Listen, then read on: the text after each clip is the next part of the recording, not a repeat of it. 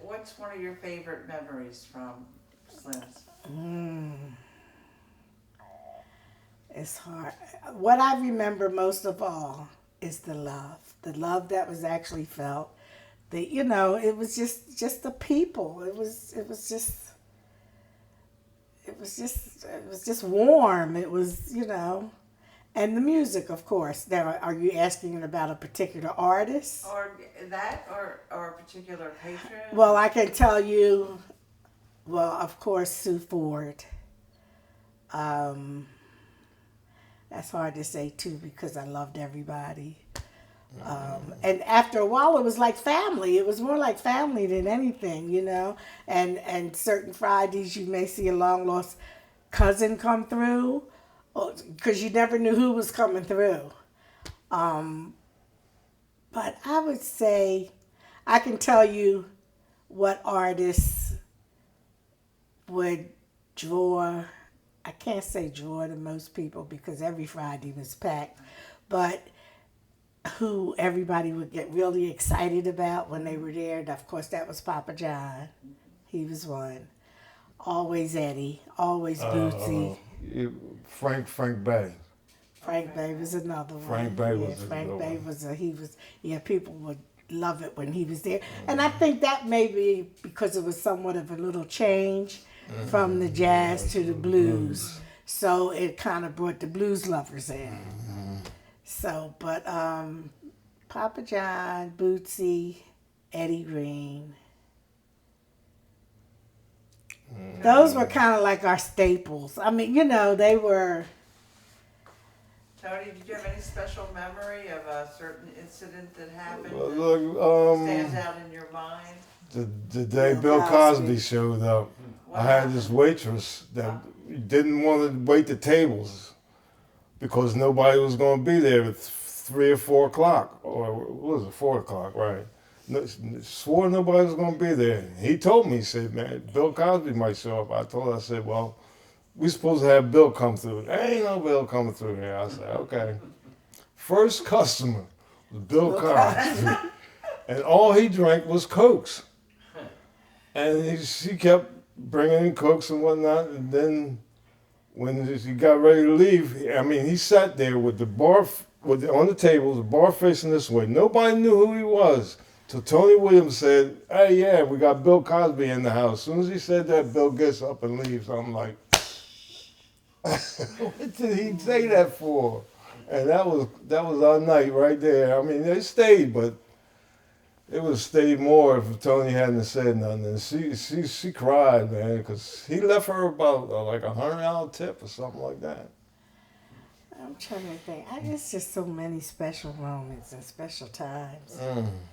I was going to ask you about how, because I remember I brought my students in from That was no night. That was one of my You had them favorites. sitting Now, I all do have everywhere. pictures of some of your students. Oh, good. That's good. I do have pictures, but I don't have the papers. I told you I just did that. That was a great night. That was a good night. That was a great night when she brought her whole class to experience a live jazz club. And they had a great time. We had a great time. That was fun, and it was. I'll tell you what did happen though. There was a couple of times when I had like your class, and then there was a time I worked for Clifton, for a while there, and what happened there was because of the music at the bar. They were looking for someone to start an annual jazz festival at Clifton on the grounds. So they kind of recruited me to come. I was a business manager, but the goal was to get me to start this jazz fest, which was really turned out great. But the board for Clifton and the National Historic Museum, from DC, they all came up one Friday. So I had an issue with my weekly customers couldn't get their seats because I had reserved these seats. And that happened with your class that night too. Some of my patrons was like, well, we're here every Friday, how they get special treatment, But things like that. But you had to do what you had to do. So they got over it. But but things like that. But your class, that was a really special moment that night. It was. That was a special moment. It was just good to know that there were these kids that were actually interested in straight ahead jazz. And Skeeter made them fried chicken. Yeah. Yeah. Now Skeeter was one of our chefs for a while. Talk about Skeeter. Skeeter he was another like Sue Ford almost. I mean, he was almost like a staple. You know, people came there to see Skeeter. His dancing, he was a great dancer. And just he was just an all around. How did he get the job there?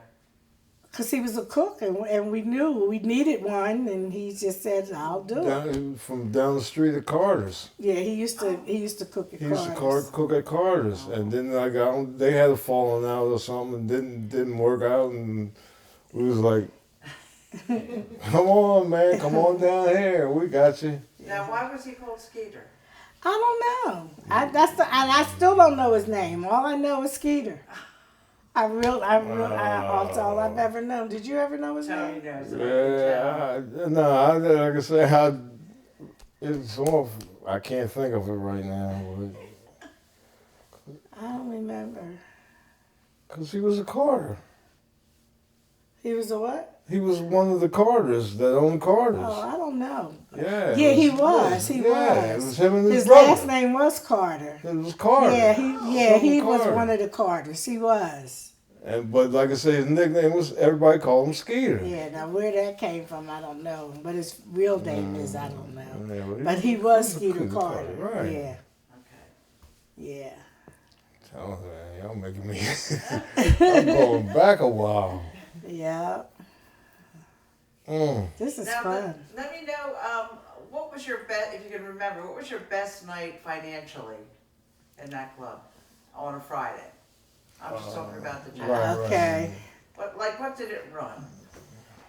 I can't remember who it was, but a typical night, Friday night, would be about $2,000, $2,500 for the night. Would be profit for you. Yeah, you could say. No, because we had to pay the staff out of that and what have you. Okay. So I would say about two. That's what I'm about saying. $2,000 I'm sitting there profit, looking, that's about Yeah. 2,500 was a good And then, night. yeah, 2,500 profit was a good night. And I can remember going as high as almost 4. Yeah. I can't remember who was there.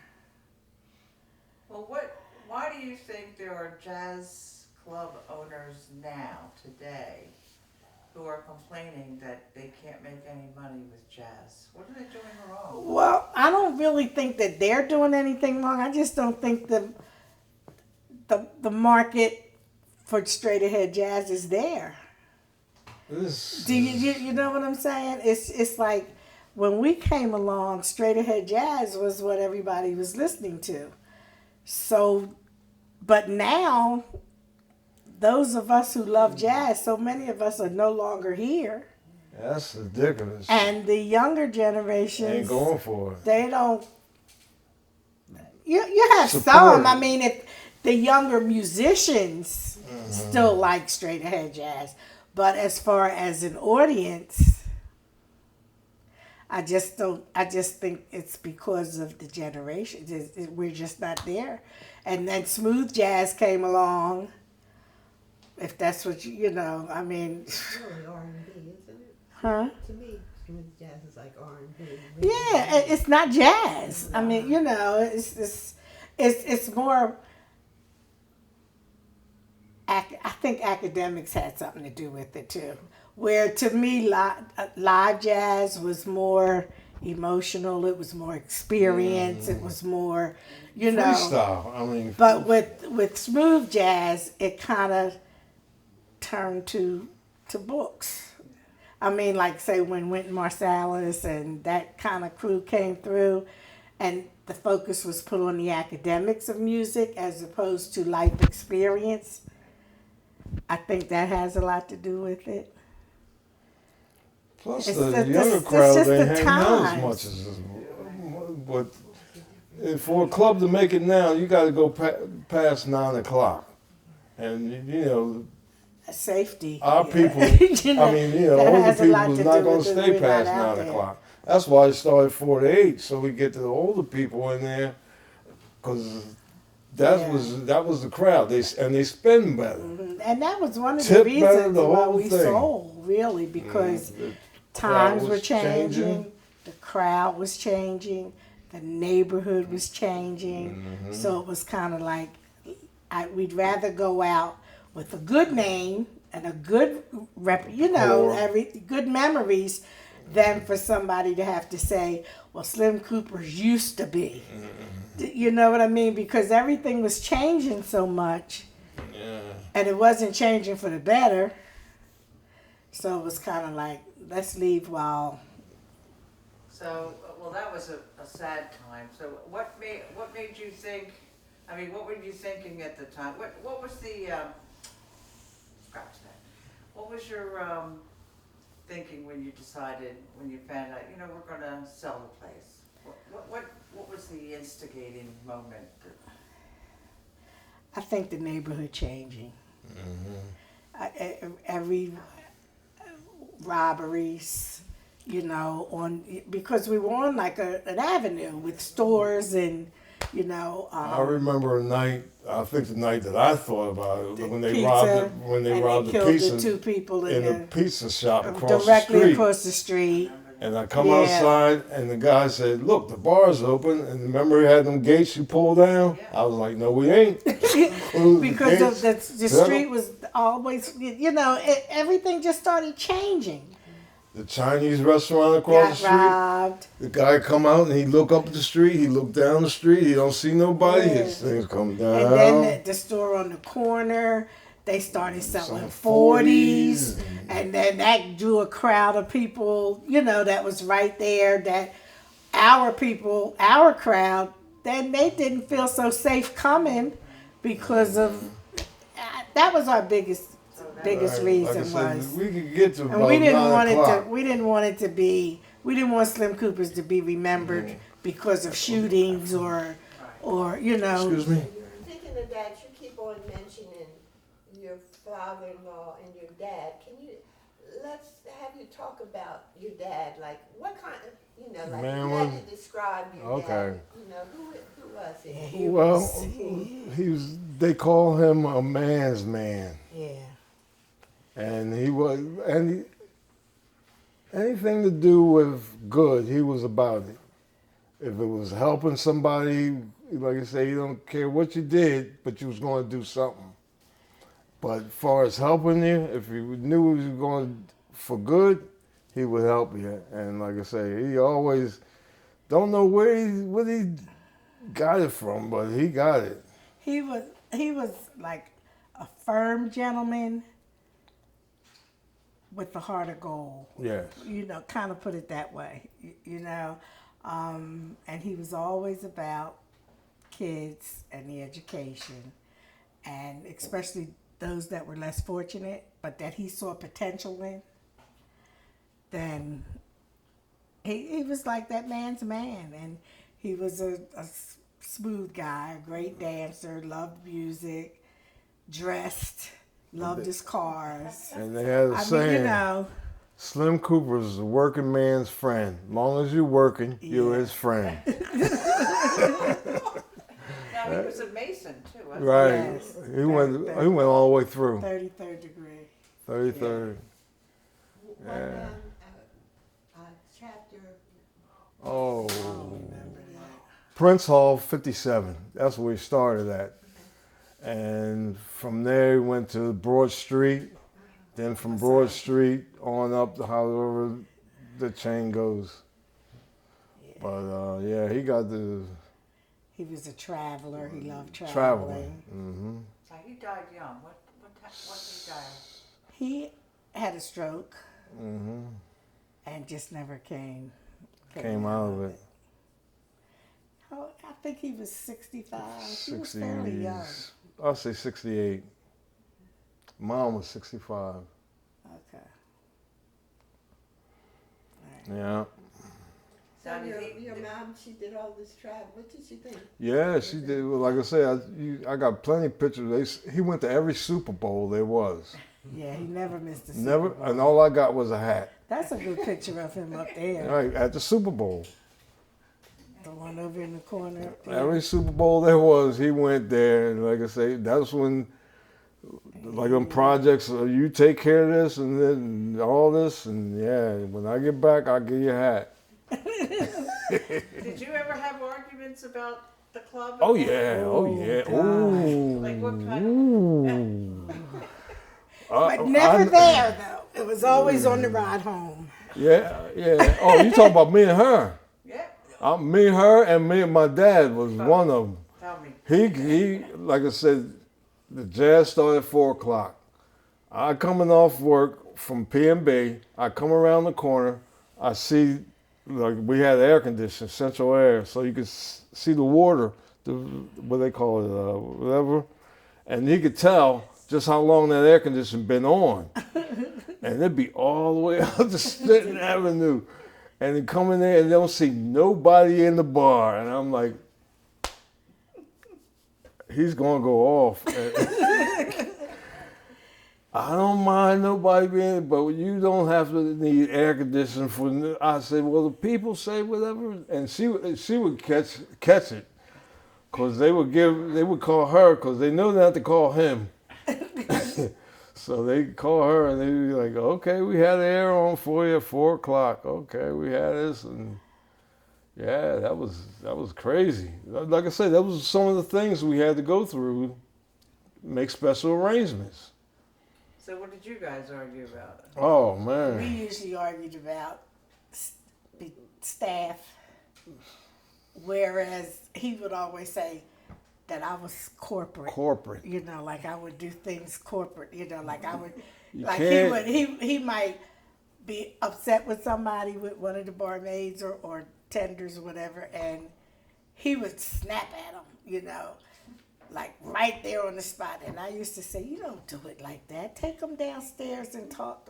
And I mean, that would lead into an argument all the way home, you know, because I didn't like to, I just thought he should have treated people. Yeah. Well, like I said, that. Where he got it from his dad, where you just don't play with them, you know. Yes. But I'm looking at it from a corporate, you know. You're almost like good cop, bad cop. That almost like that. Yeah. But we would, like I said, we would close the bar up, have a good night and everything, and like And all the argue way all the way home. home. Wake up the We next never morning did like it that. there. Never did it there. The people never knew. No. But it's like, oh no, why did he do that? Or, you know, Yeah. So it's like, oh why did he say man. that? Or, So did you want to talk about your? Lincoln. Yeah. Lincoln University. All right. Graduated. My first year, 74. On my way to Lincoln University. I helped my dad stock the bar. Went up there, went to unpack my bags, found out I had a bottle of Crown Royal that I forgot to unpack. So I stayed up there with that for did my freshman year, freshman, sophomore year. And I used to come home on the weekends, so I left. I remember I left one weekend, came home, and my dad said, "Did you happen to see a Crown Royal?" I said, "Yeah." He said, "Where is it?" I said, "It's up Lincoln." What'd you major in? Psychology. Because you're dealing with the bar business and people, that was it. And I was college prep all the way through high school. Even in military school, I was college prep. And then going to Lincoln got me to see that my professor was going to the library to get my stuff to give to me. So I called my dad and said, "Man, save your money, because I could just go I would live around the corner from Camden County College, And that's where I started going to Camden County College. Because Lincoln, I did 2 years. Yeah, that's it. But like I say, it was Gil Scott was there, and who else? It was a famous gym teacher. Gym guy. Yeah, I don't forget his name. But yeah, Lincoln was my fun years. Right out of high school, right into college, and you know how you go to college fair downtown? Well, all these colleges, everybody was going to, but between Lincoln and Cheney, they had all the people. And I said, man, I've never been to an all-black school all my life, but except, but not even in North Philly. A Catholic school, like I say, most precious blood. And like I said, I'm gonna go to my first all-black school was Lincoln University, and man, was that experience. The change. Describe it. Yeah, because like like she said, camaraderie, the stepping, the Greeks, That he wasn't used to. never that, and like I say, the High school, I think it was only like maybe 10 of you guys in the whole whole class. school. Yeah, Highland and Charles W. Lewis. It was only, like I say, 10 of us. Now, like I say, that's coming out of military school, which was Stratford Academy, and that was hardly any in there. So. Tell me about Masterman. It was quite an experience. It truly, it balanced my life because I was living in the projects in North Philly, but yet every day I went to school, and it was maybe when Masterman first opened, that first year, I know it was 5 of us that were selected from my school, from my elementary school. And then, of course, there were kids from all over, but the majority of the children were white. They were doctors' kids and lawyers' kids, and, and here I am with my other little 4 coming from the project. What project? Harrison at 11th and Girard, 11th and Thompson. And so I at an early age, I learned how to be this way here, that that there's certain ways to be wherever, you have to act accordingly. Kind of like code switching? Kind of, sort of. That's what they call it. Yeah. Is that what they call it? Yeah. So, but Masterman it was a wonderful experience. I loved it, It made me see, like with my nieces and nephews, when I had a sister whose child they wanted to send to, not Masterman, but by this time they had a few other schools that, supposedly for accelerated children or whatever, but, and she wouldn't let her go. But Masterman showed me how if I had stayed where I was, I would have been bored to death. You know what I mean? It wasn't challenging enough for me. What year were you at Masterson? I believe I went there, and it opened in the year it opened, which was 56, I believe. Because I was in the 5th grade. I started the 5th grade at Masterman. I did 5th grade, and I graduated from 9th. Okay. So they chose you because of your grades and that kind of thing? Yeah. That's what Masterman is all about, highly accelerated children. And were you the only one from your school? no, it was 5 of us from my school. It was 5 from my school, and then each school around the city, I don't know if each school had 5, I don't know, but that's how Masterman started, with the few selected children throughout the city to start the school. So we were guinea pigs, but it was good. I still can't believe, and now I just don't know, how do they go all the way to high school now? But they go all the way through 12th grade now. When I was there, it was 9th. So I graduated from 6th grade in Masterman, but I stayed in Masterman to do, it was junior high then, yeah.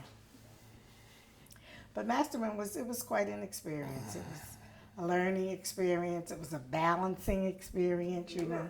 A pioneer. Yeah. Yeah, I guess you could say that. I never thought about that. Did but you yeah. have any hard times in there because you were a pioneer? No, there were, well, you know, there's mean kids everywhere. Is that what you mean? Yeah. Yeah, well, there's mean kids. There were mean kids in Harrison, too. So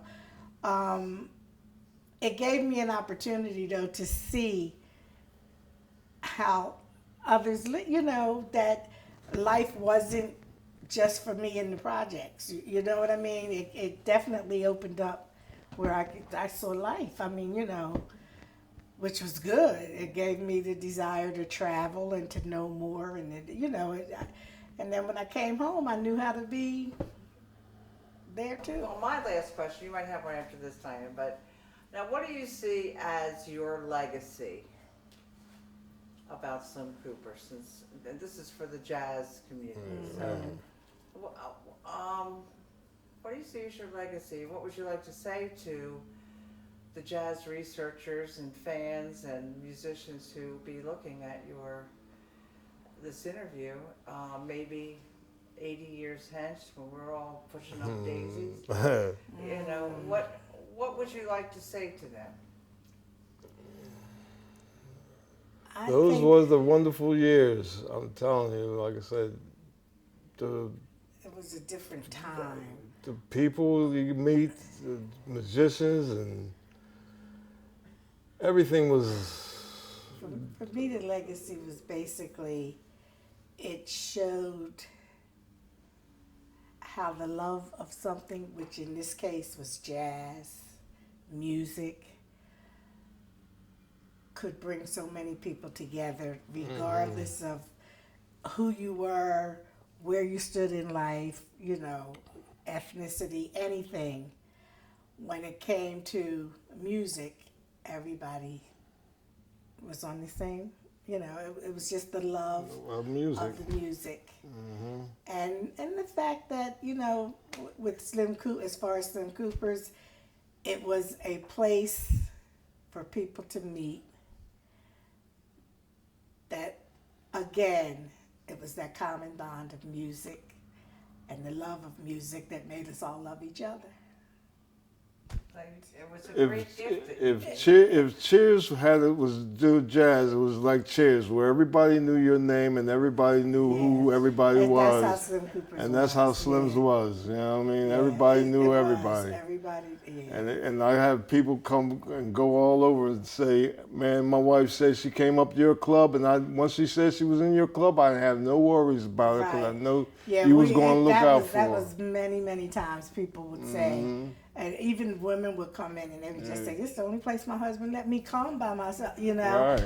There was no problem with coming to Slim Cooper's because it was, you know. But like I said, my dad made it that way. Yeah. And like I I said, would it say was my job to keep it because that of way. who he was and his personality and his love, that kind of that set the atmosphere, and then we just carried it through. But the music was the bond. The music, the love of the music. Well, I guess you do have an idea how important your club was. Oh. To the community. Yeah, I mean, we still run into people today that'll say, well, why don't y'all open something? It's like, come on, you know? I mean, let's face it, that was the one time, you know, we could open up something today or tomorrow. It would never be Slim Cooper's. It would never be that. Well, when we interviewed Pete Souders about Ord Leaves, That's another one. and he has a finite, that's where he says it begins and then it ends, and then when it ends, It is. It is. Yes, yeah. Exactly. And Pete did it when he ended it. It was time to end it, you know, because it's like my whole thing was the last thing I wanted was for anybody to have to say the way Slim Cooper's used to be. I wanted it to end with the way it always was, you know. It's like there's nothing bad to say. It didn't turn into a place where the kids took it over, or we had to stop going because they was getting stuck up every week, or you know. So remember we tried to expand. Remember we tried to expand. We was going to knock the wall down. We bought the building next door. We was going to try to expand, but no matter what we did, we couldn't do the parking. The parking, was a the problem. parking was always an issue. And then there was always the feel like no matter what, it's got to stay just like it is for it to be what it is, you know? You know how a lot of places expand and then they lose it? Yeah. So it's all Like I good say, memories, and that's how And we wanted it. that's where Lakey's came in. We was going to buy Lakey's because Lakey's had that little parking lot. And That we wasn't thought big enough either. that wasn't big enough because it was getting just that big. It got to the point where, and because of the early hours that we had, a lot of people didn't mind. They would take the bus because they didn't worry about they knew the parking wasn't good, but they didn't have a problem. They would get off right in front of the door and get back on, and so yeah. But it was a place. It was a place that we had a lot of fun. Okay, back to the black. A bar. Puma. Okay. What can you tell me about that? It was I think it was an organization that started, and it was basically for black bar owners who probably could not get like funding or finance, whatever help they needed from elsewhere. So they kind of joined together to And support each other. They helped each other out when one got kind of financially, things trouble. got shaky or whatever. They would help each other out. And as it grew through dues and they would have monthly meetings as to what, as an organization, they could do for the community. Right. And that's where the scholarships started. And so we started giving scholarships to, to kids. And they would give out like Thanksgiving and stuff. They would give Turkeys. out turkeys and Sounds like a mutual aid society for bar owners. kind of sort of almost, I guess you could say almost like Jazz Bridge. Yeah. You know what I mean? Just you have. I mean, it's the commonality there is the bar owners, the black bar owners who couldn't get help from elsewhere, so they would kind of help each other. I wish I could remember what it stood for. I call Rita. Do you have a list of the number of bars in Philadelphia that were black owned, or? I can get it. I'm sure we probably got some paper with some stuff around here. Have you ever heard of this before? Puma? I think I read about black, but it's kind of slipped me. I think I'll do more research. Yeah, we both. Yeah. But like she said, it's still going on now. Yeah, I mean, I can talk. The president is Rita. You know Rita. Reflections. She had Reflections Bar. They didn't do music or anything now. But Sid Booker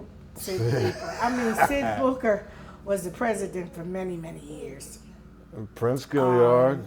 Prince Gilliard. Was Ben Bynum? Ben Bynum, all of them. It started way back then. Yeah. Oh, okay. Yeah. Lorraine Started way Taylor. back then. Lorraine Taylor. Did you have a newsletter that you brought out? Yeah. Let me see if I can find one. You should be able to find. If not, I will give Rita a call. And see what she can do. Yeah. But she's still in it. She's still in She's it. still the president. She's the president now. And they just had a convention not too long ago. But we don't go no more. Do you know where that organization started? Was it like New Orleans or? No, I'll find out though. I can find out. I'll put my researcher on it. She'll come up. She'll get it. I'll find out. I'll get as much as I can for you, and I'll get it to you. Yeah, that sounds like something we like to archive. Yeah. That would be good. That would be That would be great. Yeah. Because they were really tight. I mean, they really looked out for each other, and not only in Philadelphia. I mean, of course, we had our Philadelphia chapter, but all over. I mean, all over. I mean, I can remember times that, like once we were in New Orleans, and that was like for the annual convention, and there were bar owners that had bars in Vegas who were there, and they were speaking about how a bar owner from Philly, or how the Puma chapter helped them out. I mean, it was really, and I mean, That's it's wonderful. a wonderful, it was a wonderful organization. They did a lot of good. Yeah. And I'd be interested just to know the locations too, in the Of- city where all. In Oh, Philly, yeah, of the bar owners that belong to it. Yeah, and Okay. geographically where Where they bars were, were. yeah. That would be Okay. great. Oh yeah, Yeah, that we shouldn't can be get that hard. if we can get maybe your friend, maybe the. I'll give Rita, can- yeah, see if I Yeah. can get Rita. And send me her phone number and I can give her a call. And I'll let her know. I'll let her know Mhm. to look for you to give her a call. That'd be great. Yeah. I would. Sid, he's just too old now. He just, Is he still running? oh no, the bar closed. He still does the shrimp. Oh, okay. He still does the shrimp. And I think his daughter really is running that. We seen him not too long ago. At a birthday party. I got But a he picture is- of me and him he's, on the phone. He's, yeah, well, he's like, I guess it must be early 90s now. Yeah. So he's, he's still around, but he's not, yeah.